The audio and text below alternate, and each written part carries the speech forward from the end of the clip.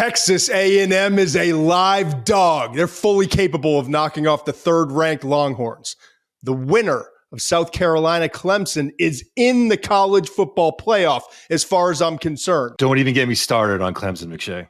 Oh, man, stop interrupting I cannot wait. Intro. Plus, an early week edition of That's My Guy. And this time around, I'm going to offer you the most underrated prospect in the entire 2025 NFL draft class. You don't want to miss it. Plus, there's a lot of suffering fan bases in the NFL. It's our job to ease some of that suffering, and it starts today with the help of our special guest, Danny Heifetz. Muench, it's week 14 in college football, week 13 in the NFL. And how many days until the NFL draft? 149 days. All right, here we go. Muench, you good? I'm good, man. Let's play that theme song.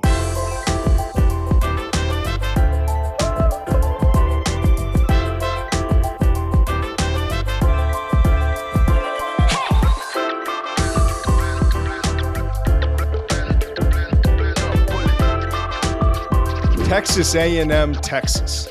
13 years these fan bases have had to wait.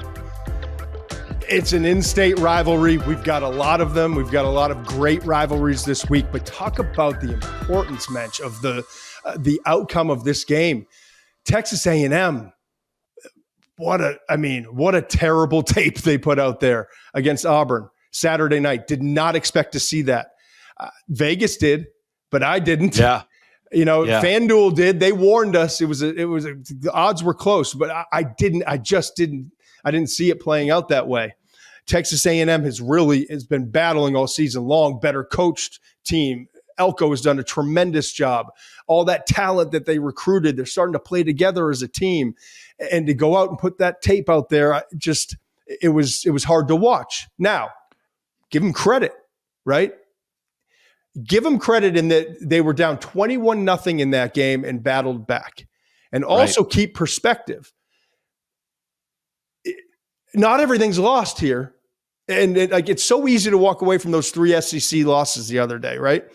Ole Miss, Alabama, A&M. And it's like the recency bias on it and the third loss and some, A&M season it's still salvageable, and a win over number 2 or number 3 Texas, whatever the ranking is, that'll help the resume hugely. And with all those other teams losing, and with Indiana losing ugly to Ohio State, there's still a lot in front of them, and it wouldn't even matter if there wasn't, even if it was just a spoiler roll. I promise you, it wouldn't matter. And it's not even about, I don't want to go into deep dive. It's not even about like the history and tradition of this rivalry. We're in the NIL era of college football, transfer portal. Unfortunately, it's not about that. It's not about Pappy and Grandpappy and where they played and who they've been rooting for. It's just not, right? Right. No, it's not. But study the rosters. It's still vast majority of young men from Texas that played high school ball in Texas. They know each other. They played each other. They played with each other. So that's what makes this a heated rivalry. And then you throw in the fact that Texas is trying to sustain its spot, right? And Texas A&M is trying to get in the dance. And now we got something special. Kyle Field, Saturday night. So you know what? I've got a few things on my mind. Take me somewhere here, Muench. You kick things off. Well, the one in the trenches, the thing I'm most fascinated by is this Texas offensive line versus the Texas A&M defensive front. I think there's talent everywhere. I think that the Texas offensive tackles are the best offensive tackle tandem in the country. When I put them on tape and I was watching tape and prep for this conversation, I loved that Texas offensive line. And people are going to point to the Georgia game and they did not have their best night.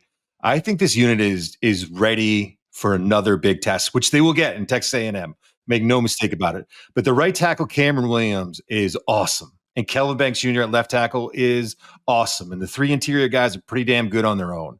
And you're going to go against Nick Scoreton's coming in. You're going to play against Nick Scoreton, the Shamars. It's going to be a battle up front. And as someone who enjoys that kind of a thing, that's what I'm most excited to watch. Here's what's interesting to me, and I love that match. That just got me fired up because this legitimately is, you could argue, the best offensive line in the country. It's legitimately one of the best defensive fronts in the country. We've talked about Ole Miss, and they're probably going to have the most early draft picks.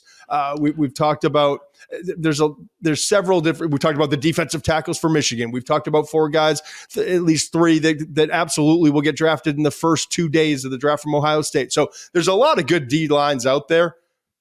A&M's is one of them. Okay. Right. And I'm talking in the elite tier, probably 5 or 6 that you can argue, but A&M is up there. And so to hear you, and I've always liked him, but I've deferred to you sometimes because you're cynical Steve and you're like angry, disgraceful offensive lineman, and there's always something wrong. And they're like, yeah, but a bunch of yeah, but to hear you praise is really encouraging. Okay. So that matchup is like, that's the nuts and bolts of this thing. Of course, I'm going to now go to the finesse cute stuff. Right. And ruin the whole vibe. Quinn Ewer's ankle is concerning, man. He doesn't look right, does he? Well, he didn't get pulled in that game. Okay, last week he didn't get pulled in that game. It was the final game, home game, DKR, right? And now if they have a home playoff game, but it's final scheduled home game, right? And so I don't know if that factored into it, but I think he was healthy enough to go back out there in the second half and play after getting nicked up on a run. I don't think it was even his carry when he got injured. But he got injured to his ankle, was limited mobility wise, very clear. I went back and studied the tape, very clear. And Steve Sarkisian, the head coach of Texas, kept him out there for whatever the reasons were. Quite honestly, and I don't know this, but yeah, it's his final scheduled home game, right? For a phenomenal career, what he's done, the position he's put Texas to help put Texas in, but also your backup's a Manning. And we already went through that, and Quinn already missed a couple games because of injury, and we already heard all the noise with that. And so if now going into this huge renewed rivalry game against A&M, and you throw Manning in there, Arch in there, and if they have fireworks in the second half, and again, it's not because Sark's never going to put his team in jeopardy of anything. But I do think that they wanted to gut it out with Quinn in the second half. And very clearly by the play call, I don't have the numbers exactly in front of me. It doesn't matter. It was, I don't know how many times he threw the ball in the second half, like 7 times or something. So it was all running the football in the second half. And they were going to grind it out. He gets the MRI done, precautionary MRI, and the doctor came out, I guess, and the report was that it's good news. He's fine to play. But if he's not 100% and it doesn't, and again, he's not a running quarterback, but he's mobile inside the pocket and he can tuck the ball and pick up first down. If he's not 100%, you're going against that defensive line. I don't care how good your offensive line is. And you got Arch on the sideline. He's got some game experience. He's got some, he's taken some bullets already, and he's got mobility. I just wonder going into this game, are we going to see Arch? But I'm not Skip Bayless. Like I'm not Stephen A. Smith. I'm not here just throwing shit against the wall. No. Just to throw it. Like it's a legitimate concern, and it's one that Sark's dealing with this week internally behind closed doors. Send out the report. Quinn's fine. MRI is great. Good to go. But I'm certain that they're working through, okay, so what happens if? And I'm not saying that he's going to re-injure and not be able to play. I'm saying what happens if he's not as effective as he needs to be against this really good defensive front. Tell me if you see the same thing. I don't want to be an apologist or make excuses for maybe some of the Quinn Ewers struggles or weaknesses in his game. I think he's been banged up for most of the year. I agree. And the reason I think that is because I don't see the same kind of velocity on his downfield passes as I've seen in the past. I agree. Ball's hanging a little. It's getting there a little later. And why is that? I mean, that's especially a big deal this week because we just saw. Now, Cam Coleman's a different dude out of Auburn. I mean, that dude's going to be fun to watch, that wide receiver. Yes. But we just saw this A&M defense get Dude, those Auburn receivers went off. Torched. So do you have a guy that can get Coleman the ball and then downfield? the other guy had over 100. They had like 230 between them, the top two receivers for Auburn. So do you have a guy that these A&M corners are on notice in this game? Yeah, it wasn't good, man. And it was a number of issues. It's like, well, what happened when you go back and you look at it? Well, one of it, there was a blown coverage. There was guys getting beat one-on-one, and it was a little bit of everything. Yep. So do you have a guy that can get the ball downfield? And you usually do in yours. No problem usually. I'm not seeing the same kind of arm talent from him that I've seen in the past, and that's a little bit of a concern because that's if I'm watching that A&M tape, I'm like, we want to test these corners early and often, and they have the talent, a receiver to do it.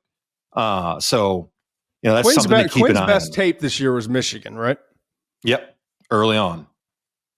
I thought, yeah, but maybe the entire season. I'm saying, yeah, no, I think it's the best, but it's also early on in the season. What I'm saying, I think he's been banged up, but that was before the injury. Is my point. Yeah, and in that game, what made him so what had us talking after that game? And I distinctly remember you and I talking about that tape that we studied. There was a different kind of suddenness to him, an ability, like rushers coming on late, whether he's sidestepping, climbing. There was a little bit more creativity to his game. It wasn't just, as David Pollack said on our very first podcast, it wasn't him at the driving range hitting beautiful towering shots. I love that comparison, or that whatever you call it. So do I, and it stuck with me. And because when things are right, he's got that ball that takes off, and it's got that second rise to it, like an airplane with the jets. I haven't seen that version since. No. And now you throw an ankle into it. Yeah. And I just wonder, because I think with that offensive line, even if they play a great game, there's going to be some moments where he has to sidestep the rush. Rush is coming from the outside. He's got to climb the pocket, and he's got to do it with it's an extreme example, but Aaron Rodgers with and Aaron Rodgers without mobility, two different human beings, right? Correct. And for 15 years or whatever it was, we saw him with. And we're talking about the best quarterback, a lot of people saying ever to play the game, or top 3 ever to play the game, right? And now we see him without. He's still got a great arm. He's still got he can still make some amazing throws, but when you take that element away. So I don't know. It's something that's concerning. I do think I've learned this in college football, and I've learned it the hard way, and I've learned it over time. If you think you're getting that A&M team from the Plains Saturday night against Texas on Saturday, you're dead wrong. Home game, Kyle Field, rivalry, played against these guys, played with these guys, an absolute disdain for the opponent. It's going to be, I will be shocked if it's not A&M's best or top 3 performances all year long. And we've been saying for a long time, I can't wait. I've been saying since Quinn came back, I want to see, we're going to get to a point when Sark's going to have to open this thing up, and they're going to have to go full go. We've seen moments of it, flashes here and there, but not a full, I love watching Sark, the game plan for the big game, like the Alabama game, seeing what his game plan is coming in, the variety, mix in some special, misdirection, the motions pre-snap. When Sark gets going and he gets in his bag, it is, for people who love offensive football, it is fun to watch. So this is going to be it. It's going to be it. Right. But is Quinn up to the challenge? That's going to be fascinating to watch. Yeah. I mean, it's hard. It's a hard thing to speculate about or see coming, whether or not they're going to have to make a change there, but it'll be interesting. They are uniquely, I will say, one of the teams that's in playoff contention that if you have that, the backup they're in a good position. How quick do you make the move? If they go down, if they go in there and they're in trouble early and the crowd's going crazy, how quick is the hook? Well, how quick was it against Georgia? Second quarter? Yep. Yeah. But they had the plan to put him back in. I'm not I hope Quinn has the best game of his career. Yeah. I hope every player, I'm just saying it's something to keep an eye on. I don't want to go too far down this rabbit hole where everyone's like, well, Quinn Ewers, he's not right. It's not what we're saying. I'm just saying from a game planning standpoint, it's fascinating because if it was another team, it's like we got to ride with Quinn no matter what. But it's not. That's your point exactly. You've got a very capable quarterback who brings a different element with the run game. He's not going to make the same decisions yet that Quinn's making. He's not like the efficient passer that Quinn is yet, and we would like to believe he will be. Certainly, I think from a processing standpoint, he'll get to where Quinn is and maybe beyond. But you've got a very capable backup there. The other side of the ball is fascinating too. Like you got Marcel Reed, you've got the mobility. He was forced to more of a passer the other night. Again, give him credit. They were down. I think he's getting better. He's just I do too. Watching that game, I thought, Elko is a tremendous coach. Mm-hmm. I do wonder if there's a part of him when he goes home at night and he's got that drive home from the office, if he wonders to himself, I should have made that change earlier on in the season. Dude. And maybe Marcel Reed's a little more developed. Because look, this kid Noah Thomas. I was just going to say 5 for 124, 2 touchdowns. It's like 6'6". He looks like an NBA power forward. That connection is very intriguing to me. And I do wonder if Elko thinks to himself, man, maybe I should have made that change a little bit earlier. Maybe Marcel's a little more developed as a passer because I think he's making strides. He made some throws in that game the other night where I was like, wow. The one touchdown to Thomas, he threw into a real tight window, rhythm, timing, all of it was great. He's just not there yet because he's young. He's got to develop a little bit, and it takes, like we've said several times on this pod, if you're a quarterback, you need to play, man. You're only going to get better if you play, and I think Marcel Reed's going to get better. I don't know if he's there yet. We'll see. Maybe he has the game of his life as a thrower against Texas. I will say one thing that scared me, Todd, is I love this Texas defense, but I am now in the resume mode of the season, and I want to know. The numbers look great. They're the third best scoring defense in the country. Only Notre Dame and Ohio State are better. Numbers are great. Tape is great. Jahdae Barron, who we've talked about corner. So if the tape is great and the numbers are great, then what else is there? Colorado State offense, 100th in the country in scoring. Michigan offense, 107 in the country. Louisiana Monroe, 117. Oklahoma, 92. Kentucky, 113. There's some guys in the 70s. The best team they played was Georgia, and Georgia hung 30 on them. The best team outside of that is UTSA, who's 31 in the country, and they're not playing the same kind of schedule, man. So I look at that and I'm like, oh, I think cynical Steve would listen.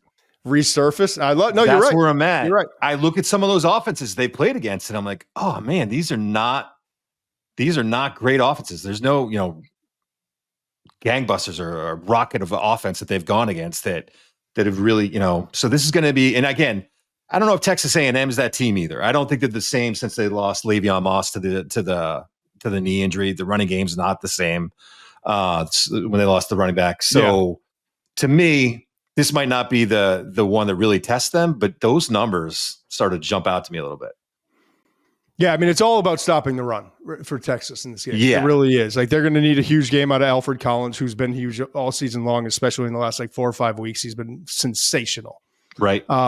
If they can jump them early, I think Texas, that defense, like the pass rushers, Anthony Hill Jr., Colin Simmons, the kind of edge guys, 14 and a half sacks between them. Yeah, I like them. Baron Sorrell, he's another good player, 4.5 sacks. So they've got dudes everywhere. They do, but can they line up and can for 4 quarters? Like, they're gonna have a plan. A&M's gonna have a plan. They're gonna be creative. It's just, I think this game would scare me because I think you study the tape from last week against Auburn and you think you're getting one thing and you're definitely getting something different. And I'm excited to say, I think this is going to be a battle. I think it's going to be a 4-quarter battle. Right. We can throw I'll tell you another thing. Texas, great at turning the ball over. I think they have 17 interceptions this year. Barron's got 4. The kid Andrew Makuba from Clemson, the safety, who's really good. Yep. He's got another 4. Their kid number 25, I can't remember his name. The pick he had last week was insane. Highlight reel insane. They turned the ball over. Is it? No. I didn't read through. It's I could find it if you want, but Reed's thrown 1. It's Jalen McDonald. Reed's thrown 1 in each of the last 3 games. I would not be surprised. I think Texas A&M has to win the turnover battle. I think they have to take care of the ball, but that's going to be tough against that Texas defense. Let's look at the odds here. To me, 5.5 coming off that game. I think they're. I don't know. It's interesting. I don't think that is giving a lot of respect to Texas. Really? Yeah. Yeah, I don't. I love that. This is big bad Texas. They've been up there in the top, 5 all year long. Like they had the one Georgia game, but other than that, I think it's the right line. I think FanDuel's all over it per usual, and I'm sure they'll be thrilled to hear that. I think it's reasonable, but I also think I always look at it like this. What is FanDuel asking me to do? They're asking me here. They're begging me here to pound Texas. Oh yeah, win. That's Texas. They're going to win by. They're going to come out and play the best game of their year. They're going to win by easy a touchdown. Right. That's why I think A&M's a live dog here. I truly do. I think this game's going to be outside of Georgia. This is by far the best test that they're going to get. Yeah. All right, another Florida win. Go ahead. The Florida win for Texas looks good. I think we've been kind of this Texas team. We've kind of questioned a lot about them. And you think about that Florida win when they won 49-17. They've had some tight ones, and yours has been banged up a little bit. I think we've looked at the yours and maybe been too critical of Texas, the team, because Quinn Ewers hasn't played up quite up to expectations as we thought. I like Texas in this game. Okay, mark it down, folks. Muench likes Texas's offensive line and likes Texas in this game. Just keep in mind, I also like Tennessee against Georgia. Yeah, I'm not calling you a sucker yet. We'll get to some other games maybe. But all right, the other game that I'm fascinated by, and listen, there's Michigan, Ohio State. There's some great rivalry games. But the one that I think is intriguing and maybe for just your average college football fan, maybe seem like it's off the radar. Like, why the hell are people so fired up about South Carolina, Clemson? What's going on with McShay? He lost his marbles. I get it. They're on the outside looking in right now. I get it. South Carolina, 3-loss team. I got it. Clemson got blown out by Georgia. Lost to Louisville. Not going to the ACC championship. Like, I get it. This game has meaning. Like, I truly believe. You look at all the teams that just got knocked off in the SEC, and you look at where they were sitting last week, okay? Clemson was 17. South Carolina was 18. Well, we had Indiana get blown out by Ohio State. We had Alabama getting blown out against a 5-5 Oklahoma team at the time. We had Ole Miss in an ugly loss against Florida, a very good Florida team right now, but a third loss. Also, beyond that, outside of the top 12, BYU losing at 14. A&M losing 15. Colorado losing at 16. So you start bumping that pair of South Carolina programs up, okay? They're going to be probably, when the rankings come out on Tuesday night, just outside looking in, all right? So with that as the backdrop, I think this game's amazing. Let's look at FanDuel. What do we got? I think it's Clemson minus 2.5 at home. I've always been told by people in the know in this department, you get 3 points for home field advantage typically, right? So they're basically telling us FanDuel this is a pick'em game, okay? 49.5 points over under. I look at this matchup, and there are two things that really stand out to me. For South Carolina, and you throw out last week, we had Wofford and Citadel as the opponents. Wofford for South Carolina and Citadel. And by the way, not that it matters for anything, I would rather a Wofford-Citadel matchup than having a bye week, because at least you're going through you know how it is. Let's stay in the process. Let's okay, Thursday's the same deal. We got a the meal. Operations are the same. The operations. So mentally you haven't checked, especially as you're getting close to Thanksgiving. I always call it tryptophan season in college football. There's so many distractions. Mm-hmm. So both programs had a very similar week after both programs really struggled the week before.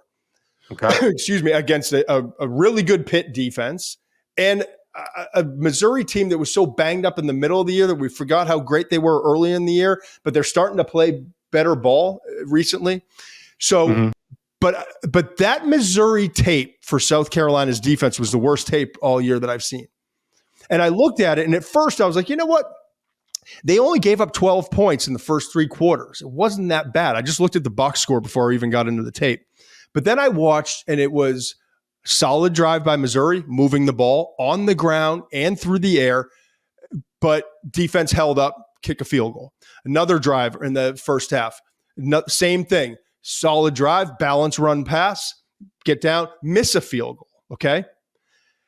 And so in the first half, it was only they only had, it was 6 points. They had another, so they had 3 scoring drives, if you will, but only netted 6 points. They were stalled all 3 times, missed a field goal, made 2. Okay. It's not like there were 3 and outs or turnovers or, you know what I mean? They were like effective drives that stalled out and give credit to South Carolina. But the point being, now you get in the second half and it's like, well, only 12 points in the first 3 quarters. Well, they scored like in the first play or 2 of the fourth quarter, but the score, the drives, the first 4 drives in the second half for Missouri, touchdown, field goal, touchdown, touchdowns, a 4 drive strand there of touchdown, field goal, touchdown, touchdown. It was not what we've seen on tape from this defense. We're talking about what is it? Eamon Wari, your favorite player in the entire draft. Yeah, the safety who's phenomenal. TJ Sanders, inside defensive lineman, Kyle Kennard, the other edge. Guys are all going to be drafted and pretty early, okay? And we've got a bunch of other players, good players. So I was surprised by that. And I'm fascinated to see what this game is going to have to offer in terms of the defense for South Carolina. I'm assuming it's going to be a lot closer to what we've seen all season long. But it's going to be an interesting matchup watching Cade Klubnik and that offense. And do they have the weapons? That's to me the big question. Do they have the weapons? Like Antonio Williams for Clemson offensively has been their emerging, I don't want to say star, but go-to guy. That's a good matchup for them this week, I think. Him against Kilgore, the slot for South Carolina. That's a matchup they need to take advantage of. I like Williams, a good route runner. Because that's what Williams is. Slot, possession guy, quick, catches the ball, 58 catches, leads the team. Had a great game against Pittsburgh. Everything else was kind of failing for a while for a big stretch. He had 13 catches, 149 and 2 touchdowns. Yep. So he's kind of the guy you trust, but the 2 freshmen are the guys that have the talent and can make the big plays. And Wesco of the 2 is the best. TJ is the other one, but Wesco to me, 18.7 yards per catch, but he's only been good for like 2 or 3 catches a game. I don't know what his average is, but it's like you look every game, it's like, yeah, he had 2 there, he had 4 there, he had 3 here. So can Wesco get more involved against that defense? And it all really is going to be decided, I think, and I'll get your opinions on this side of the ball, but it's all going to be decided, in my opinion, by Clemson, their ability to protect for Klubnik so that he can distribute the football. Yeah, they're in trouble there. I mean, I'm just going to be honest about it. I mean, we'll see what happens this week with the injury report, but Clemson's banged up. You hate Clemson. I'm sorry. The elephant is in the room. Can we just get into it? Can we just get into it? Sorry. I can't believe I went. Why did you even let me go this long on this show? I was trying to be professional. I thought we had to be professional. Well, stop you and being I both know I have meltdowns. Mitch. Just be my meltdown. Be you and Here's you my do. rant. Go ahead. Who have they beat? Give me their best win of the year. Is it Pitt? Is it a Pitt team that's lost 4 games in a row? Is that their best win? Tell me, they lost to Louisville, who has 4 losses this year. They played Georgia and got smoked. smoked by 31 in the opener. I don't know who they've beat. We're all excited about them since they've lost to Louisville. We're excited about the fact that they beat a Virginia Tech team that is 5-6 this year. We're excited about that. That they beat the Citadel, who, by the way, rushed for, and this is true, 288 yards against that Clemson defense last week. 288 yards. I know it was a blowout, but I watched them on tape and tell me who are there. Christian Wilkins is not on that defensive line, man. They don't have dudes like that anymore. They lost 3 guys in the draft last year. They had 3 guys in the draft 2 years ago from their defensive line. They are not reloading. They have not reloaded. It's a good defensive line. Don't get me wrong. It's a lot of like these other programs that we've talked about that have been special in the past. They're not special anymore. They don't defend the run that well. I tell you, I go back and I watched that Stanford tape. It was the most mobile quarterback they had faced from a defensive side of the ball. And the Ashton Daniels gave them all kinds of problems. And if he gave them problems, then Lenore Sellers at 240 pounds, who is a better runner, in my opinion, watch out. And it's not the same attacks, but South Carolina is going to use some of the same principles that Stanford used and that Wolford used, or the Citadel used, I'm sorry. And they're going to use them in their game plan, and Clemson better have a plan. And guess what? They're banging up on defense. But again, and Sellers is coming off, Wofford aside, Sellers is coming off the best performance of his career, 353 passing yards and 5 touchdowns. Like, his confidence is growing now that he's gotten healthier. I said it after that game. He looked like Superman at the end of that Missouri game. But let me finish. I'm not even done yet. Okay. These are the top teams in the ACC. I'm looking at it right now. SMU. Have they played SMU? Nope. Have they played Miami? Nope. They played Louisville and they lost. And SMU did they play Georgia Tech? That's why they're going the ACC title game. Yep. Did they play Georgia Tech? Louisville. That's what I'm saying. Play Georgia Tech. They haven't played Duke. The highest ranked team is 1, 2, 3, 4, 5, 6, 7. Nope, not even Syracuse. 8, Virginia. That was the biggest win. No, did they even play Virginia? They didn't play Virginia. Virginia Tech, that's their biggest win. A 3-4 in the conference, 5-6 team overall. No offense to Virginia Tech, who I like, and gave Miami all they could handle, and I think is actually probably a better team than their record reflects. But what are we talking about with this team? Because Pitt was ranked a month ago? That's a good win? I don't know. And then I watched the tape, and I'm not blown away by anything. So, sorry. I know Clemson fans are going to be upset with me. I have no clue how this team, you want to talk about strength of schedule. Georgia is inflated their strength of schedule to something I don't even understand anymore, because I look at the rest of the teams. Florida State, they beat by 16. Like, what are we talking about with this team? His X handle is at Scouts fans are going to hate me. At Scouts Inc. Muench. That's Muench. Tell me, what am I missing? That was beautiful, man. Who's special on this team? Like, I don't understand what I'm missing. They're good players. They're a good team. Are they the 12th team in the country? No. I don't know, man. I don't know. No, you're not wrong. You're not wrong. It. They're good. Klubnik's good players gotten a lot better. They have weapons. They don't, but they're not. We're not talking about Williams or Smith at Alabama and Ohio State. This is not the Clemson that we grew up with. This is not the Clemson. It's just not. Professionally, it's not even the same conversation. Not as children, but as right. In our 20s and 30s, this is not that. Yeah, this is no. I know that. Do you think Dexter Lawrence is on that defense? No. Sorry. Don't be sorry. This is awesome. I think Lenore Sellers is going to play. Here's the thing, but what they are potentially and most likely by Tuesday night a top 15 team in the country. Could be as high as like 14. For these purposes, Muench, if South Carolina goes out and does to Clemson what you are indicating South Carolina is going to go out and do to Clemson, they are on the road, rivalry game, going to knock up a top 15 team in the country to put their final, final stamp on their resume and send that tape off to the committee to watch and to ponder. And we all know, like human beings, recency bias. My point in all of this, really, and my point in talking about this game is truly, if I'm going to be honest, and I've been making this push for the last few weeks, I think South Carolina is one of the best 12 teams in college football. And they had the two losses. What was it? Alabama and LSU by combined five points and got some terrible calls. Okay. All right. So when you start stacking resumes and you start watching the tape and you see a quarterback in Lenore Sellers, remember, he was bouncing in and out of the lineup. Okay. He was bouncing in and out of the lineup with injuries, battling through, and he's now healthy. And he goes off and rips off 45 yards on 15 carries with some sack numbers taking away from that against Missouri.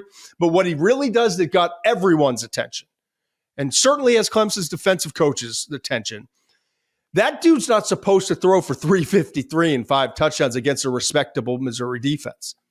That's not even what Shane Beamer thought he was signing up for, even though he'll tell you differently. But like this team has good running backs. They've got a mobile quarterback. They've got a great defense. They're going to play Beamer ball and special teams. We're not going into this expecting 353 and 5 from our quarterback. And they got it. And not only did they get it, they got it when they needed it. You know what I mean? When the defense was failing for maybe the first time, like truly failing for the first time in all season, and didn't have answers to Missouri, and the run game wasn't holding up its end of the bargain, he's stepped up. And so this is going to be fascinating. I think it's a great opportunity for Beamer and this program that has been grinding blue collar, behind the scenes, like doing everything you have to do to inject life into a program. My point in this was that it's not like I have any rooting interest for South Carolina over Clemson. Okay. I just don't. But I pull for teams that I think are like that deserve it.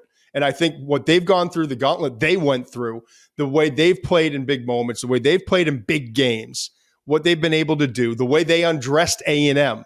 A&M was the darling, remember? That LSU game, the second half, Marshall Reed's in. This is a freight train rolling downhill. And it could like, come on into Columbus. Come on in. Yep. Right.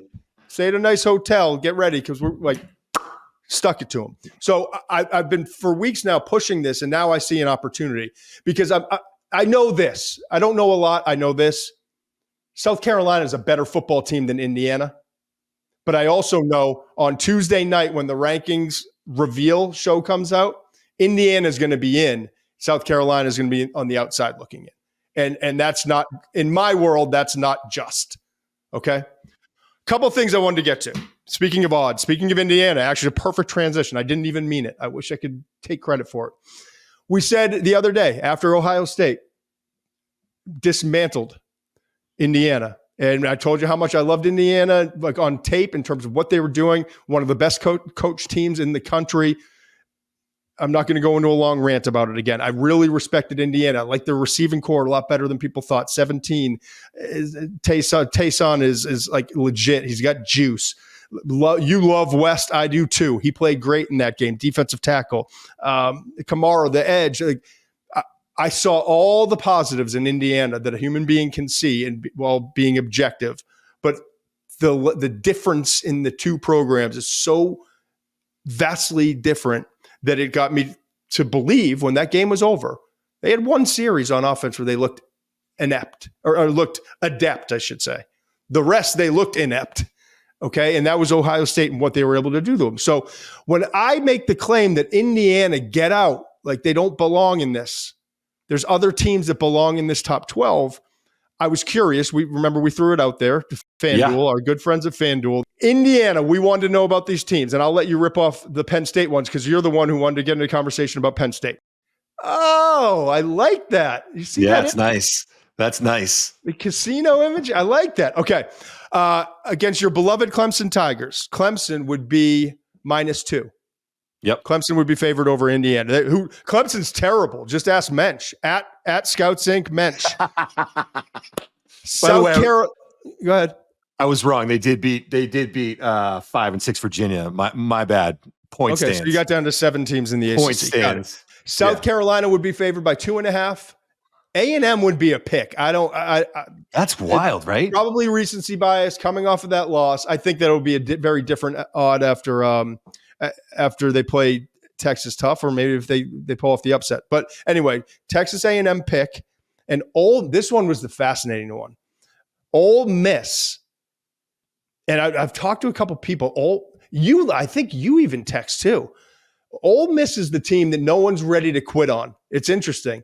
You know, Alabama, everyone's quit on enough. They're just not Alabama. Jalen Milroe got figured out.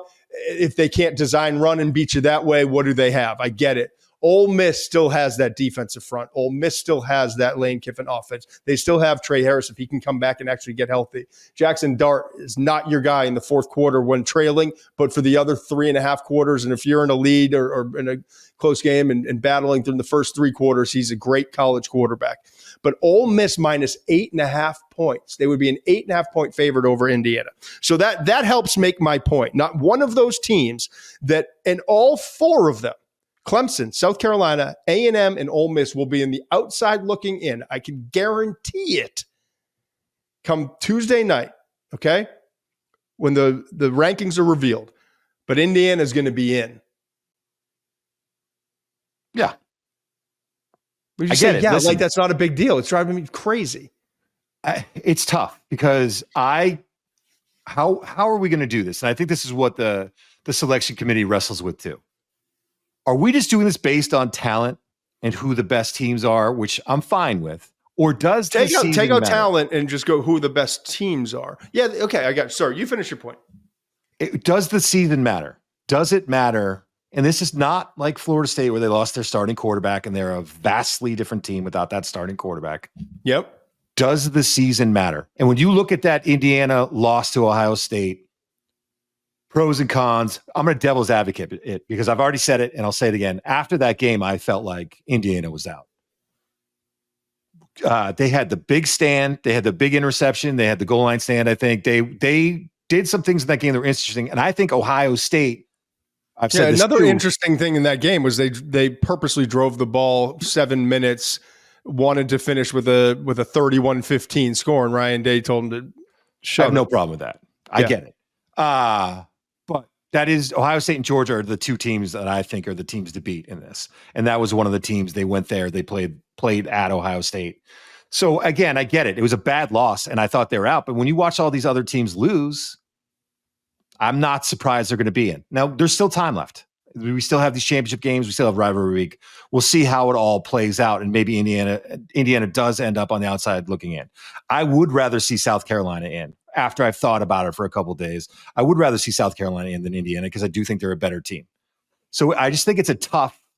No, it is tough. No one's saying it's clear easy. cut. It's not as clear cut to say that Indiana should be out because they play. But when I watch the tape and I really study these 2 teams, it is clear cut to me. It is clear cut. Ole Miss is clear cut better than Indiana. South Carolina, clear cut better than Indiana. And you ask FanDuel, they make a lot of money off of us. They make a lot of money, okay? They could help me out a little bit. We're taking it back this month, but they're not dumb. They don't have a very good business for putting out dumb lines. And they back up what we're seeing on tape. All right, take us to Penn State because this isn't about in or out. But to me, like when I look at the rankings, and this is before the rankings come out, Oregon, Ohio State, Texas, and Georgia to me are tier 1. Okay. Right. And I know Georgia doesn't have the resume of the other 3, but Georgia's that top 4 is tier 1 to me. Yeah. After that, there's a tier 2. And I'm okay with Penn State in the tier 2, but I don't think they should be atop it. The problem is with all these teams losing, I'm losing the argument of how far to push them down. But I do think Tennessee should be ranked higher than them. So I would have Penn State at 6 at best. Right. But I can also tell you this, it would be a shock based off of the committee and what they've shown in recent weeks if Penn State wasn't number 4. So you asked for the Penn State spreads. Let's put those back up. Run us through them. And what do you see? What does it speak to for you, Muench? Well, one, I think that can we pull them up one more time? Can we put them up? I will say the Clemson spread looks wrong. That's the Penn State's favored by 3.5. Yep. I'm surprised. It's not wrong. They're definitely right, and I'm definitely wrong. But I would thought Penn State would be favored by more in that the South Carolina game. But it speaks to like Penn State's not as go ahead. Yeah, they're not. I mean, Penn State's not. They're not in the top tier. It's like you said, they're just not. They're another team I look at, and I'm like, a tough win against South USC. Carolina they're 3 point. Let's just run through it. 3.5 point favorites over Clemson. 3 point favorite over South Carolina, which is Texas A&M. They're 6.5 point favorites over, and Ole Miss they're underdogs by 2.5 points. Two things I take away is there's no love for Texas A&M right now. Nope. No love. They're a pick against Indiana, and significant dogs there. They do have a chance. A touchdown dogs against Penn State. What the other takeaway for me is Ole Miss got a lot of love. Right. A lot of love by FanDuel. A lot of love by these really smart people. 8.5 point favorites over Indiana. 2.5 point favorites over Penn State. Favorites over Penn State, who's probably going to be the number 4 team when these rankings come out. Right. That's when we got all of them. We got all these odds. That was the one I looked at immediately and was like, wow, they have Ole Miss favored against Penn State. And I think it speaks to, again, Penn State not being that elite team that people want it to be, or maybe some of the Penn State fans want it to be, obviously, but also that, yeah, you're right. There's a lot of love for Ole Miss. All right, folks. So this is not a, we're not here to sit around and pick games all day, but I am here to make you some money. Okay. And every week we're going to sneak it in. I'm going to tell you what's going on. There's 2 things that jump out to me, and I got to let you know and this is not sponsored necessarily. They're not telling us we have to do this. It's just, I'm telling you where to go. Go sign up for the FanDuel app. The thing is wonderful. I'm on it every day. Even when I'm not making picks, I'm using it as a tool. And also at FD Sportsbook. Okay. It's where you can get this all figured out with us. You want to make some money this week, Muench? Here's what jumped out to me when I looked through all of them on the FanDuel app today. Notre Dame's only favored by 6.5 over a USC team that has been garbage. USC, we were doing our live show till 1 a.m. USC was still trying to find a touchdown against UCLA. They finally did, and it won them the game. But come on. That's crazy. Notre Dame, we're talking about Notre Dame potentially at number 6 or 7. Some people think they could be ranked 5. Yeah. 5. You want to talk about who have they played? Yeah. Who have they beat? Also talk about their loss. But we're talking about 5. So FanDuel, like when I tell you that like they're smart, like these numbers are put up for a reason. When we watched the tape, we said, yeah, South Carolina's favored in those games we talked about. Yeah, Ole Miss is favored because they're better. Right. Notre Dame is going to be ranked 5 or 6 in the rankings, going against a USC team that is like it's a dumpster fire compared to what it's supposed to be. I mean, okay, but only 6.5 points. Yeah, what would you, I would have guessed 13. Easy, like 13.5. You know what I mean? Yeah. So what are they doing? This is where we got to train people. If we're going to take down FanDuel just enough where they could still pay the checks, okay? We got to train the brain, right? Right. They're begging you to take Notre Dame. Right. What do you mean? I guarantee Ben Fox, who I used to work with, Fawkes. Look him up on X. I used to work with him at ESPN. You did too with ESPN. Ben's a great guy. Right? Ben's a great guy, and now he does the sports gambling. He puts out all these different like interesting nuggets, and one of the things he does early money like picks and tickets. All the early tickets are and it's always the fishy lines, but the public betting on the Notre Dame type line. The public betting on last week Colorado versus Kansas. The public last week pounding Alabama, only 13.5 points against Oklahoma. So let's start trading our brain. Let's get the opposite side here. USC. You watch Saturday night. We'll be doing this show, but USC only lost by 3. That was a close one. Or USC, huge update. Let's look at that resume again for Notre Dame. A 2-loss Notre Dame against Northern Illinois and USC. Now, does that team deserve to get in over Ole Miss?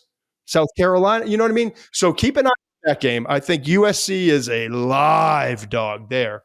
And then the other thing that was interesting to me, and I'm not saying you got to pound this or take this play, no love, like on anywhere, on social media, shows you watch, no love right now for Alabama. Like everyone's just kind of like, they've always gotten the benefit of the doubt. Everyone's always had their back. It's Alabama. There'll be no love for Alabama, except at FanDuel. Auburn's coming off that awesome game, right? Right. You think they're starting to roll. Maybe they figure things out. Hugh Freeze, they're finally getting it late in the season. Cam Coleman's a dude, yeah. Cam Coleman's a dude, right? Alabama's still minus 11.5 in a rivalry game. Wow. Yeah, they're begging you to take Auburn in that. Alabama's dead. They're done. Take it. To me, that jumped out. Maybe I'm wrong, but I didn't think it would be quite that high. They still love Alabama. When people say to us, why are you so high on the SEC in these playoff predictions, right? FanDuel guys, there's no debating this, and I'm not saying this just because they love us and we love them, are way smarter than we are. Has the number 9 team in the SEC favored against against Penn State from the Big Ten? Was what, number 3 in the Big Ten? Those guys who know more than we know, who are much better at handicapping games, predicting games, that's what they think. And that jumps out to me too. And so it's not only us that's seeing, because we're coming in from a different viewpoint, right? They do what we do. They do what they do. We do what we do. And when we look at the tape every week, this is what we're seeing. We're seeing that the SEC teams are just superior to everyone else. And then it's the Big Ten. And then there's a big drop off to the other two. All right. No show on Thursday, Mensch. Everyone, Right. Enjoy your Thanksgiving. Happy Thanksgiving. Happy Thanksgiving. Truly appreciative to everyone in our audience.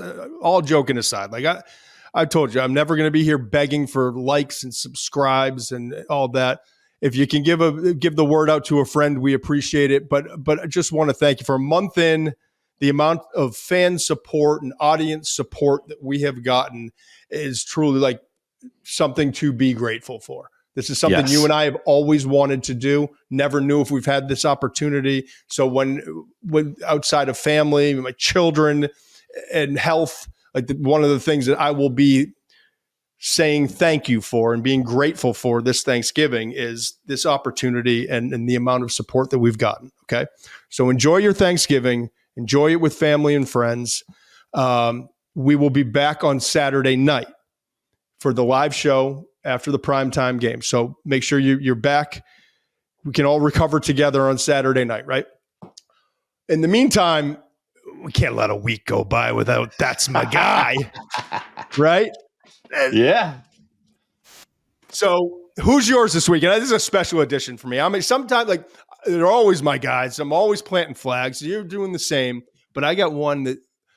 Go ahead, you start. I'm going with Jonas Sanker, the safety out of Virginia. I just top 10 in solo tackles last year. He's top 10 in solo tackles this year. He's got 8.5 tackles for loss this year. He had 11 PBUs last year. One thing I like about defensive backs, and it doesn't always correlate, or I haven't done a study on it, but when defensive backs play quarterback in high school, I feel like it helps them. I feel like they have an understanding of how route combinations work and how offenses attack them. And Sanker played quarterback in high school, and you see it on tape with how instinctive he is, how he can close on the ball, how quickly he jumps routes. Versatile guy, good size, around 210 pounds. He can match up with tight ends. He can play single high, double high, can play in the box, fights off blocks. Like I said, he's a great tackler. And he's a guy that's on a bad team right now. I mean, that Virginia team has not been very good this year. And it doesn't matter. He plays hard every single snap. He is awesome on special teams. I think you're looking at maybe a day 2 safety. We'll see him in Mobile. He's already accepted his invite to the Senior Bowl. Could be a day 2 safety. I get Grant Delpit vibes. I get Taylor Rapp vibes. Those are 2 guys I really liked. He like that. could be that kind of a player in the league. All right, man. So I like that.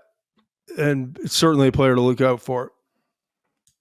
Here we go. What I love to do, what I've learned over the years to do, if I'm going to try to plant my flag on an offensive lineman, I better do it early. Here we are in late November. I better do it before we get into January and we're studying tape, going up and down the list, and you're grinding all these tackles and guards and centers from all over the country. Oregon left tackle Josh Conerly Jr. is my guy. All right? No one knows about him. Give me the list of offensive tackles that you have, Muench. Give me the list. Everyone's got the list of top offensive tackles in the country. It's always the same guys. It's the LSU guys. It's Simmons from Ohio State before he got injured. It's Urshery from Minnesota last year. It's your boy Kelvin Banks Jr., Will Campbell, Emory Jones, right? Yeah, Urshery from Minnesota, who you planted a flag on. Well, I'm going to trump you now. I want you to mark this day down. We're taping on 11/25/2024 before we even flip the page on the calendar to 2025. Josh Conerly is going to be one of the top 3 offensive tackles taken in this year's Wow. class.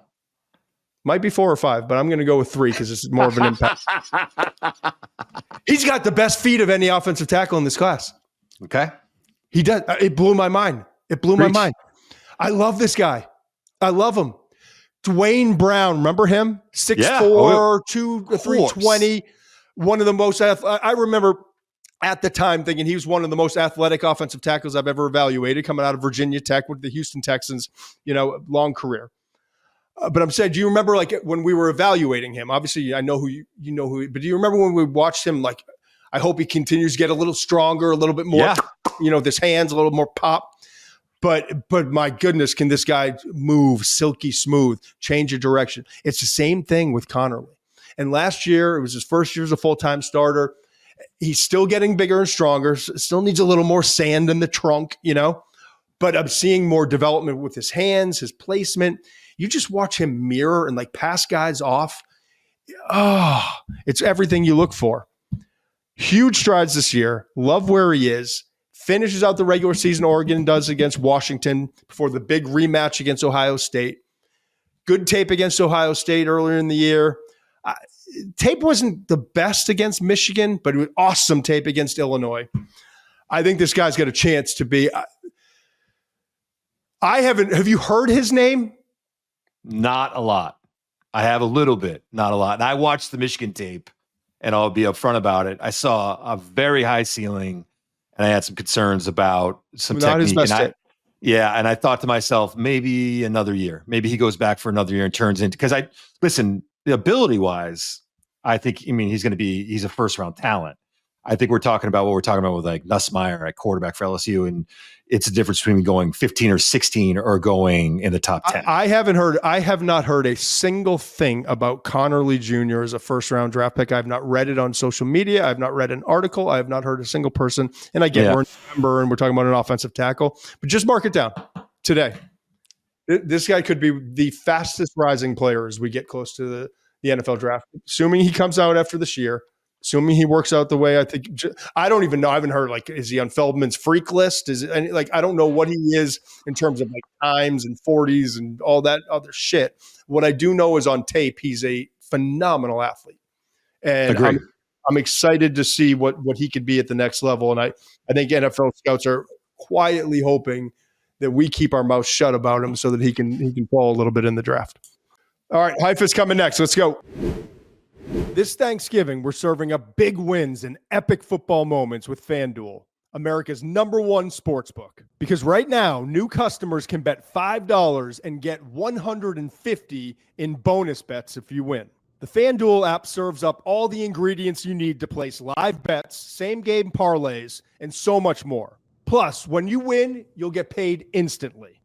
If you're looking for my advice, find out where the sucker play is this week, and I think it's Notre Dame versus USC. Notre Dame, a top 5 or 6 team in the country, only favored by 6.5 points over the struggling Trojans. I'm taking USC. Just visit FanDuel.com/McShay to join today. and get started with $150 in bonus bets if you win your first $5 bet. That's FanDuel.com/McShay. Make this Thanksgiving extra special with FanDuel, an official sportsbook partner of the NFL. Must be 21 or older and present in select states, or 18 and older and present in D.C. First online real money wager only. $5 first deposit required. Bonus issued as non-withdrawable bonus bets, which expire 7 days after receipt. Restrictions apply. See terms at sportsbook.fanduel.com. Gambling problem? Call 1-800-GAMBLER or visit rg-help.com. Well, it's been a wild month getting our feet on the ground with this new show here, right, Muench? I mean, we've had a lot of great guests join the show, all of which are close friends, and we've loved having each and every one of them on. But we have a new family here at The Ringer, right? And we're thrilled to be a part of this new family. There are a lot of passionate, smart people in the industry all around different companies. And we always will hand pluck the smartest and the most passionate guests that we can have join the show. But one of the biggest difference that I've noticed, at least since joining forces here with The Ringer, is that the content isn't politically driven. And it's not driven by ratings, and it's just smart conversations for a smart and loyal audience. So moving forward, we're going to be committed to integrating our show into the well-established and desirable culture here at The Ringer. And Russillo, yes, longtime friend. He's been on the show, and he'll continue to be a part of this show. But today, Muench, we're going to expand our reach inside the Ringer family with our next guest, and that's Danny Heifetz. Heifetz is the co-host of the Ringer's fantasy football show.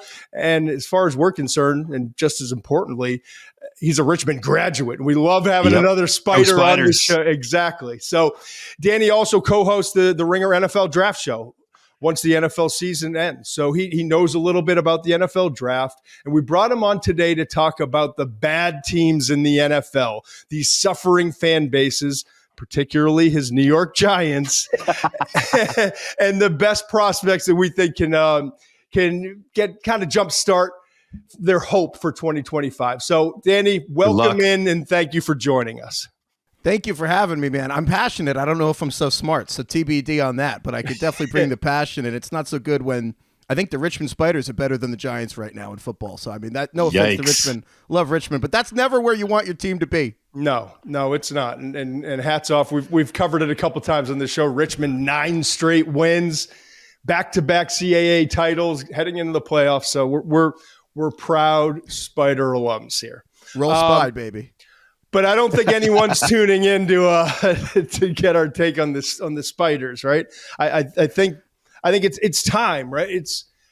We're like deep in the NFL season, even deeper into the college football season. And that's what we're spending the most time on. But it reaches a point, usually around this time of year, where there are so many suffering NFL fan bases.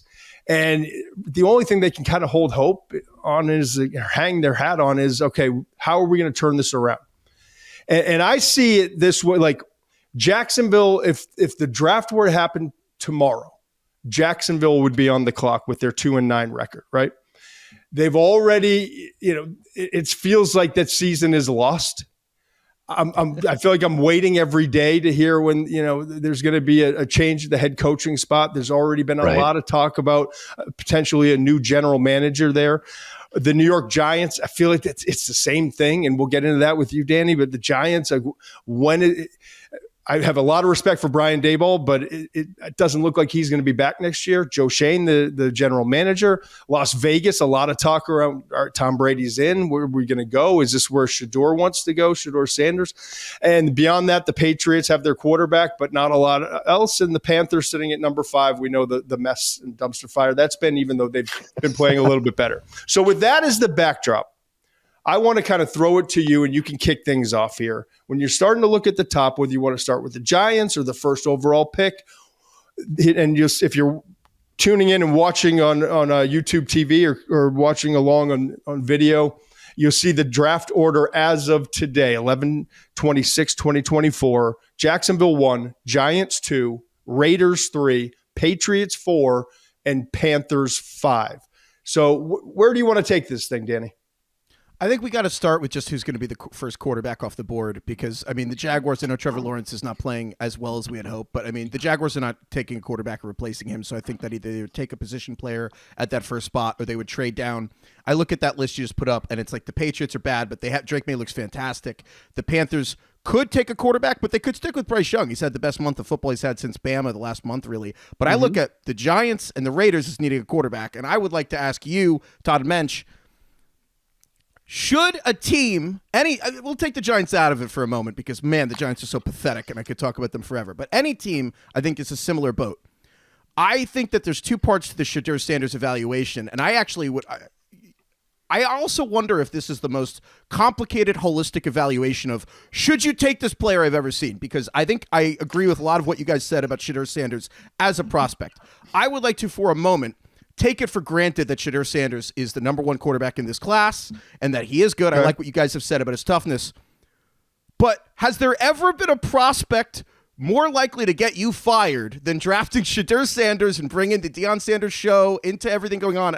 And something I'm genuinely wondering, if you're the Giants, do you want Shedeur Sanders in the Deion Sanders show and the circus coming to town? Is this good? Should you be at the forefront of whatever football revolution Deion's bringing? Or are you going to look back almost Jets-like with Aaron Rodgers and be like, why did we invite all that into this? Because I think that is the part of this. I don't know how I feel yet about what to do with Shedeur. I don't know if I've ever seen a evaluation that has that element to it.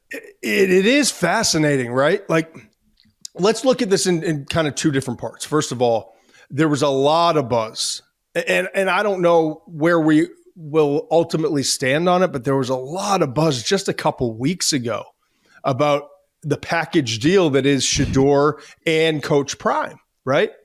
Since then, it wasn't as much Shedeur about Coach Prime coming out in the press conference and saying, I'm happy here and all that. It's been more two elements for me that is starting to lead me to believe that you're with Shedeur, you're not getting dad. You're not getting pops. You're not getting Coach Prime. First of all, they flipped one of the top quarterback recruits in the country. And I don't cover recruiting, so I'm going to blank on his name. We can look it up right now. But they brought in one of the best quarterback recruits in the country to Colorado. That guy's not flipping and going to Colorado unless he's been absolutely promised that Coach Prime is going to still be there. Yeah. Now, again, it wouldn't be the first time we've seen lying in recruiting before. I was going to say, dumb question. Does that mean anything? It does in this vein. I'm also starting to hear people that are close to Coach Prime come out and say, he's not going. He's staying in Colorado. Yeah. So you combine those two things. And like Joel Klatt obviously is very close to the situation, but he's a Colorado guy, so he's gonna back that Prime's gonna be there to try to get recruiting and maintain some of those players. But there's also other people that have no horse in this race coming out and starting to say. And I've said we'll get Coach Prime on the show, but until then, I just kind of reading the tea leaves. I don't think this is going to wind up being a package deal like I did maybe just a couple weeks ago. So let's, with that as a jumping off point. The other critical part to this is the evaluation, right? And the evaluation is he's had the best tape of any quarterback in this class. Right now, it appears that he's most likely to be QB1 in this class. We've seen Carson Beck, a lot of road bumps in the way, but he's gotten better as the season's progressed. I think he could still be a first-round quarterback pick. Cam Ward has had a sensational season, fast riser. People I talk to in the league, maybe not as high on Cam Ward as kind of the public has been. It's really the two-horse race that is Shedeur and Cam Ward. I think it's really Shedeur number one. But just because he's QB1 doesn't mean he's going to save a franchise. And you compare him to last year's draft, and we've already said multiple times, and messed with me in like the first week. I said, I said, listen, I haven't studied enough of Shedeur this year so far. You know, the conversation with Drake May coming off the 2023 tape, like we can start the conversation there. But truly, the conversation, if you were inserting Shedeur off of this year into last year's draft, it would start at QB4 when you get into like Penix, Bo Nix, J.J. McCarthy, right? So is the fourth best quarterback in last year's class And if you're watching Bo Nix right now, you might be like, yeah, maybe. But is the fourth best quarterback in last year's class worth, as you're alluding to, Danny, bringing in what you know is going to be a media storm?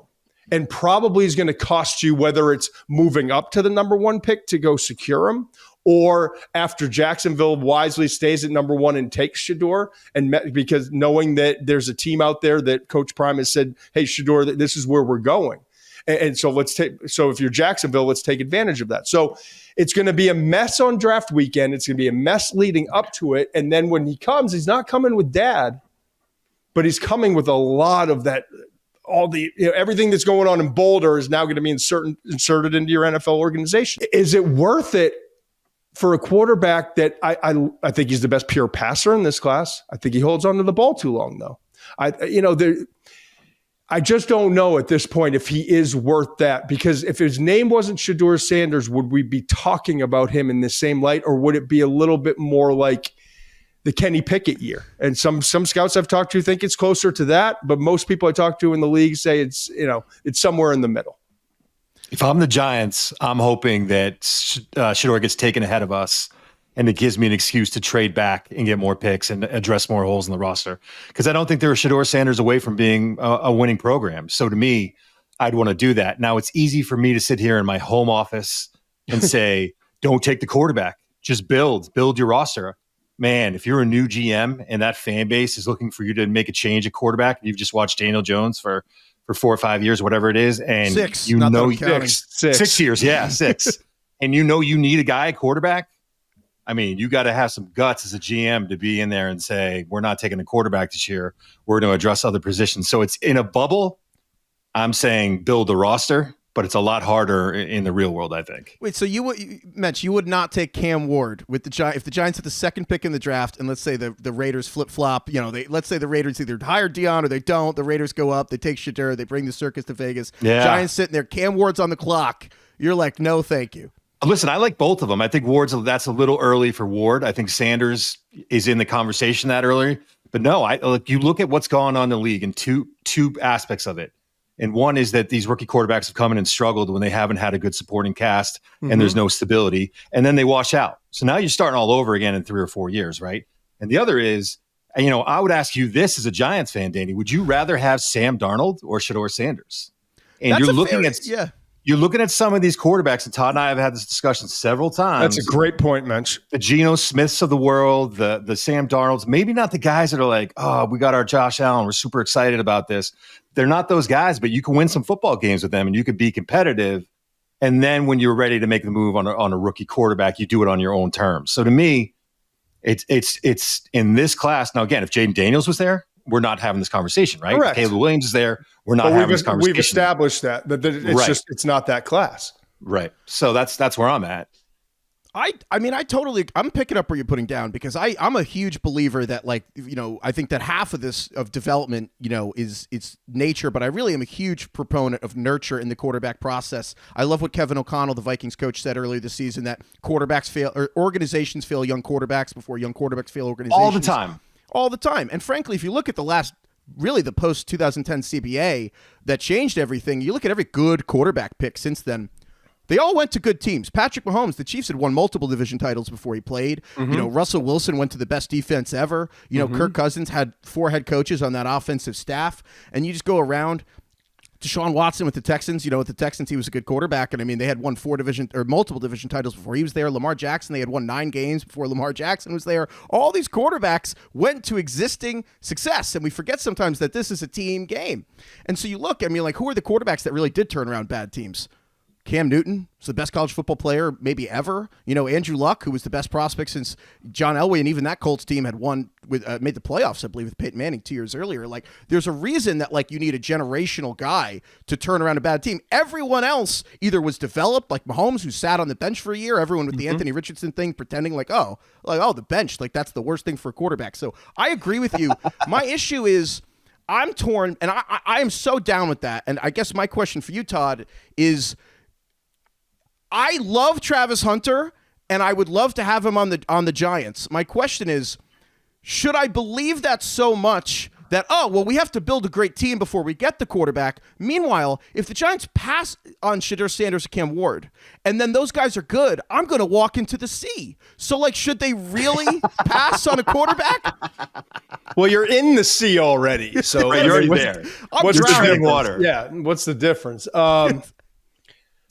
That's the other hard part of this, right, Danny? Because this year's class, and this is not great for business to come out and say this, but I'm always going to be transparent. This year's class is loaded with talented players. It really is.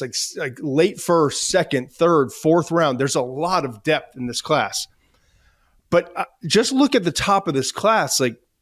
Travis Hunter's there and is a deserving top 5 player. Okay, in most, if not all, NFL drafts.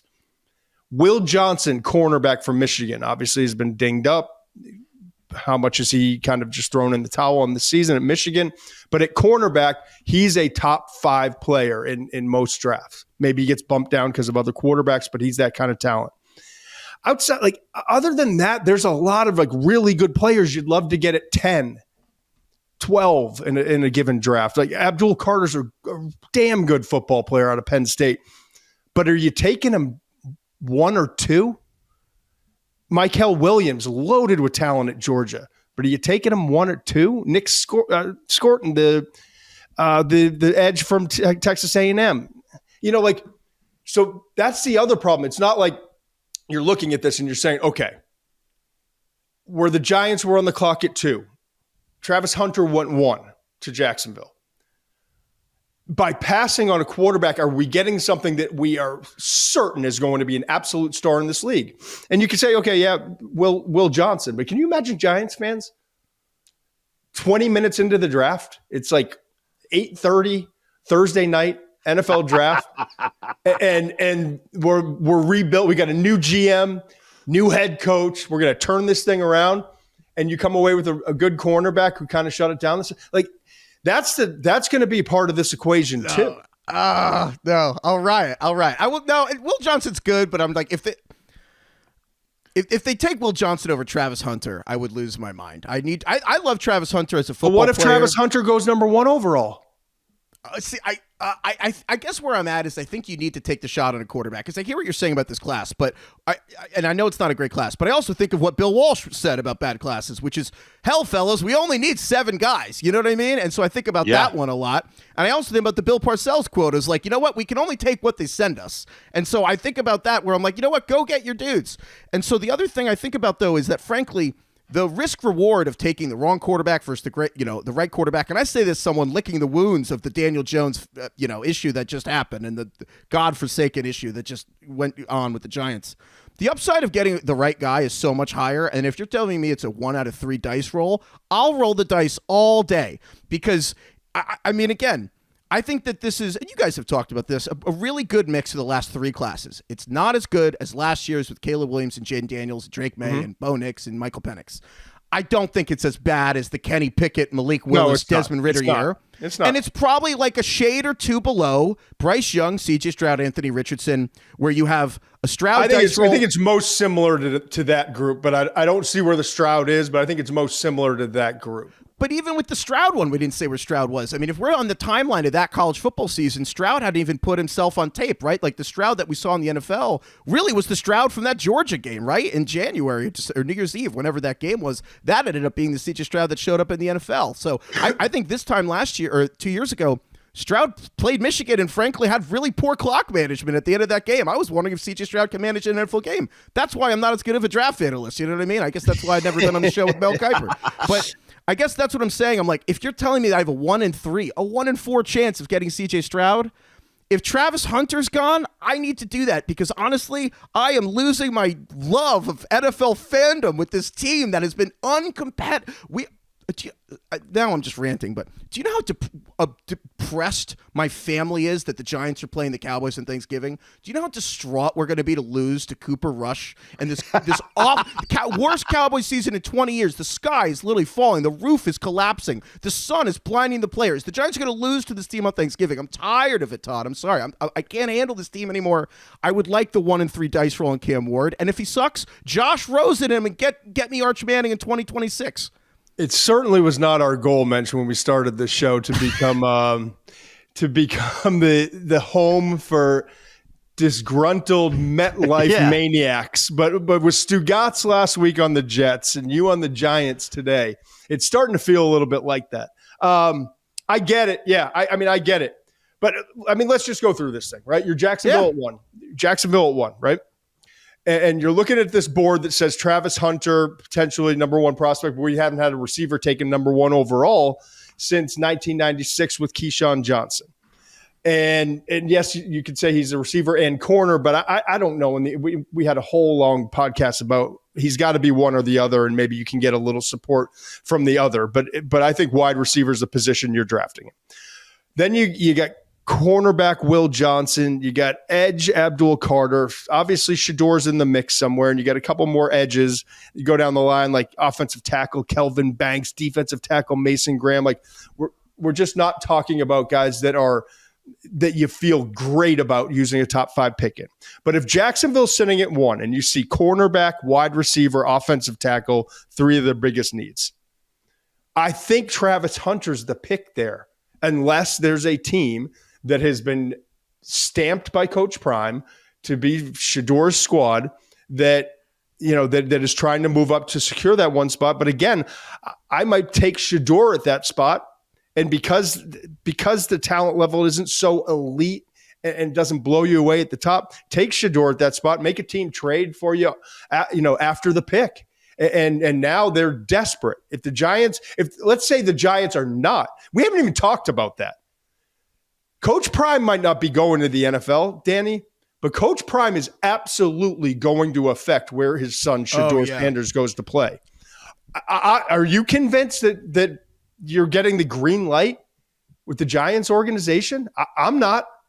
Look, history doesn't always repeat, but it does rhyme. I mean, this really is like 21 years after the Giants and Archie Manning handed the Giants to Eli Manning, and he was like, "You're not going to the Chargers, you're going to the Giants." And like, yeah, but Ernie Accorsi was there, kind of pulling some strings too. Yeah. Well, you guys see the Shedeur. You guys are smarter than me. You talk to more people than me. I mean, why is Shedeur Sanders tweeting "Thank you God" at like 6:00 every Sunday, presumably 6 hours after he leaves church on days that happen to be when the Giants and Raiders lose? What's with that?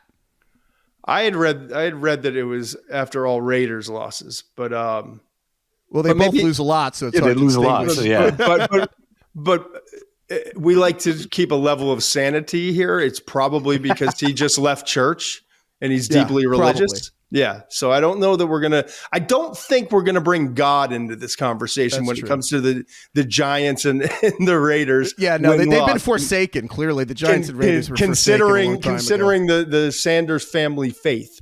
Anyway, hold on though. You really don't think that the Sanders would consider the Giants, the history of that organization?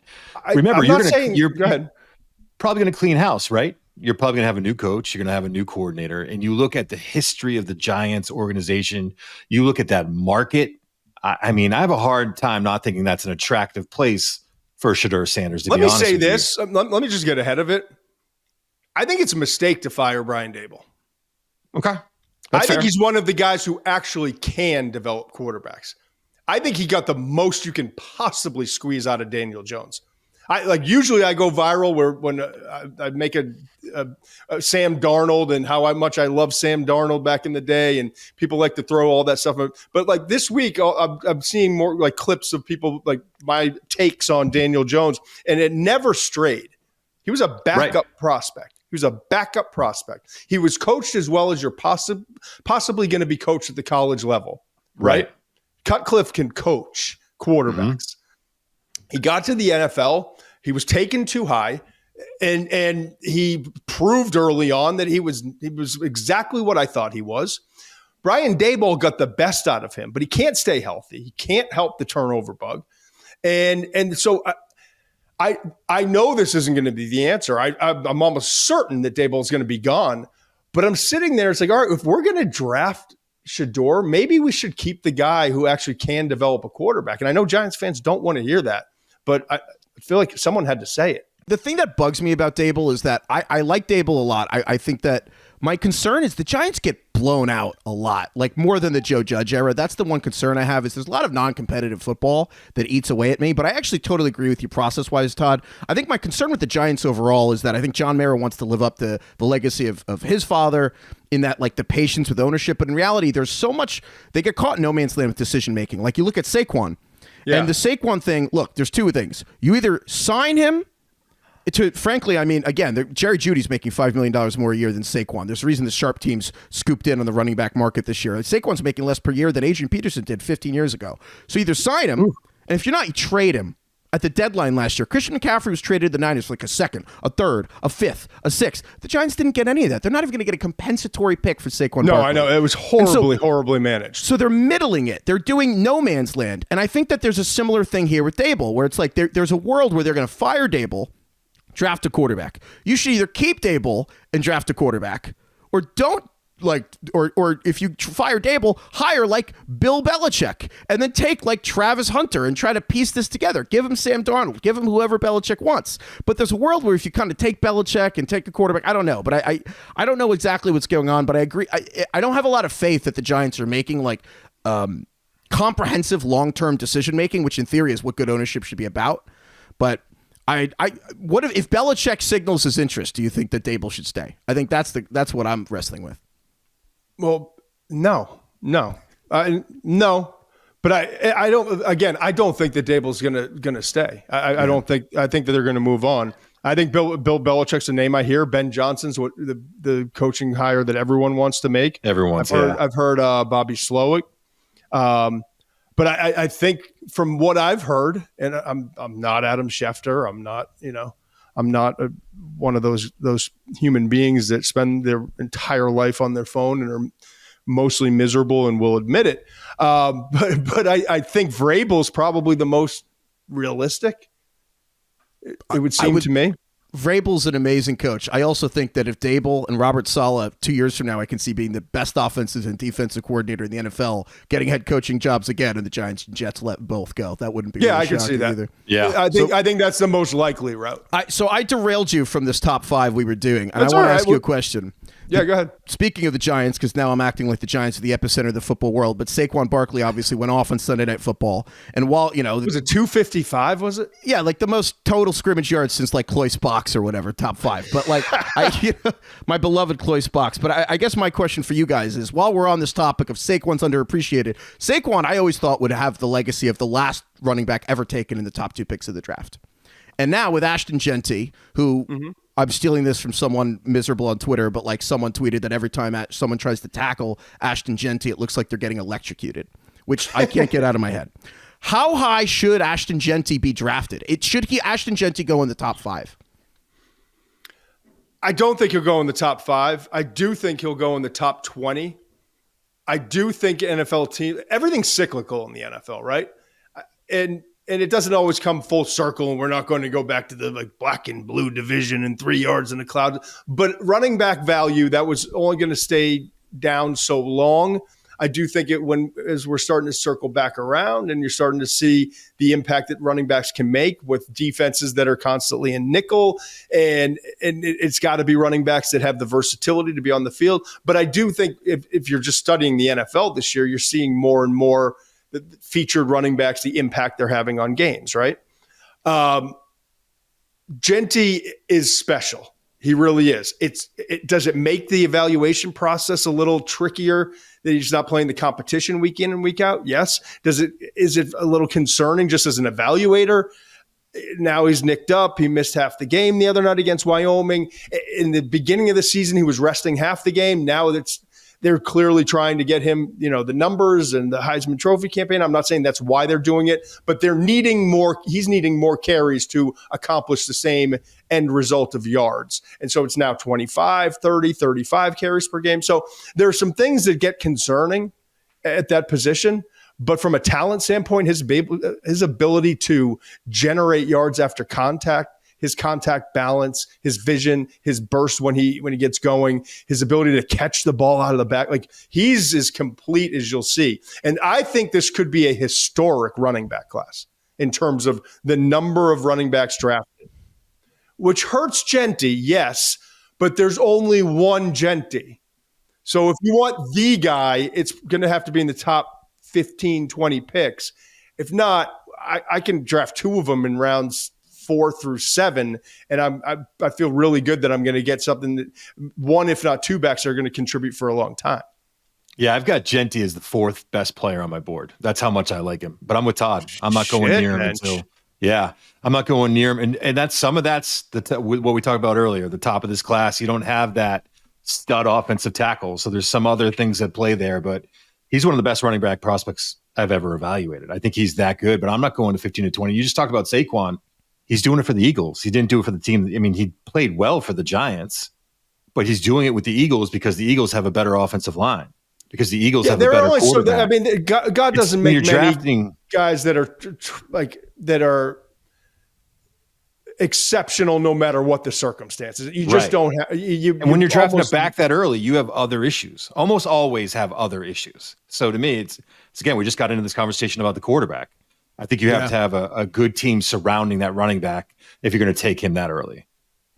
And I mean, it's the Jim Harbaugh thing, he's spent all year saying, the offensive line is the position that makes everyone better. And I think that running back's kind of the fruit of like the Eagles having 6 years of building that line inside and out. I think, Todd, before you hopped on, Muench and I were talking, and I don't want to out you guys, but you guys met in 1995, I believe. Yeah. That is the year I was born. And so... but I wanted to ask. I say that because it was kind of. Where are you going with this, Heifetz? Well, this may be the first and last time you're on this show. Yeah, I know. Yeah, this was my last appearance in the McShay Show. But I asked that because I see Jeanty being compared to Barry Sanders, and I wanted to ask you if that is sacrilege or if that is something I should actually take seriously. It's sacrilege. You're just not allowed to. Okay. You're just not allowed to. I mean, for whatever reason, it's like, the holy grave of running back scouting, like holy grail, whatever it's called, grave. What am I talking about? See, you threw me off. No, I think, no one's Barry. And his run style is not the same as Barry. I mean, Barry he had everything, but like his ability to make guys miss we've never seen it before and may never see it again. Like he was just so different than every other back. But I think there are a lot of other great running backs that you can compare him to, like a lot of them. And to me, it's how do you create yards? You see the statistic, like, which I think it has value to it, but the forced missed tackles and the ability to do it both with power and with quickness and elusiveness, he can do it with both.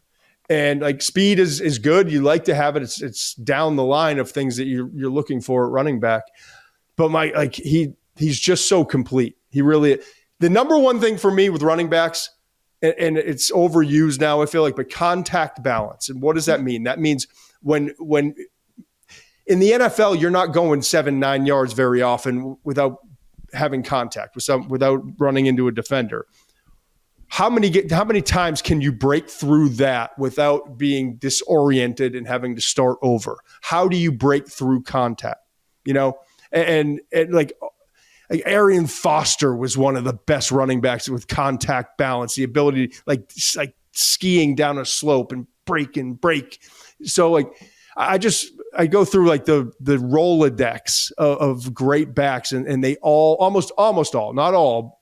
Like Jahmyr Gibbs has really good contact balance, but it's different than Jeanty's because he has the speed and hitting 23 miles an hour on So, but he's special. He really is, and certainly one of the great stories of the college football season with Boise State sitting there, and they've got They got away with one at Wyoming, and they got a chance to get into the college football playoff. And he's going to be in New York for the Heisman, and certainly will be a great story in the NFL draft. But like Muench said, while I love the Jeanty story, how big of an impact is he going to have in the 2025 NFL season? I totally agree. I mean, again, as someone who watched the Giants take Saquon Barkley, and now we actually literally have proof of how good Saquon Barkley is. It's not necessarily how you build a team. If you're picking high enough to take him, that's probably not going to solve your problems. Yeah, Bijan Robinson's probably a better comparison.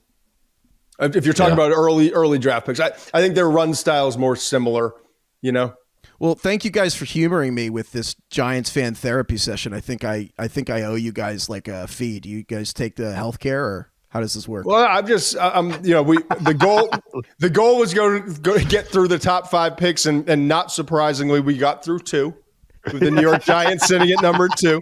But good thing we have about 4 or 5 months still to finish up this project. No, we loved having you on, man. This is fun. We'll have to do it again. We appreciate what you do. Excited to kind of team up as we get closer to the NFL draft. We know you host the NFL draft show.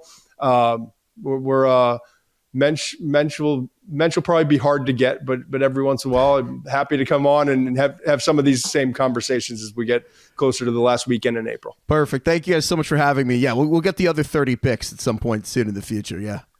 All right, brother. And go Spiders. Go Spiders. Must be 21 plus and present in select states. For Kansas, in affiliation with Kansas Star Casino, or 18 plus and present in D.C. Gambling problem? Call 1-800-GAMBLER or visit rg-help.com.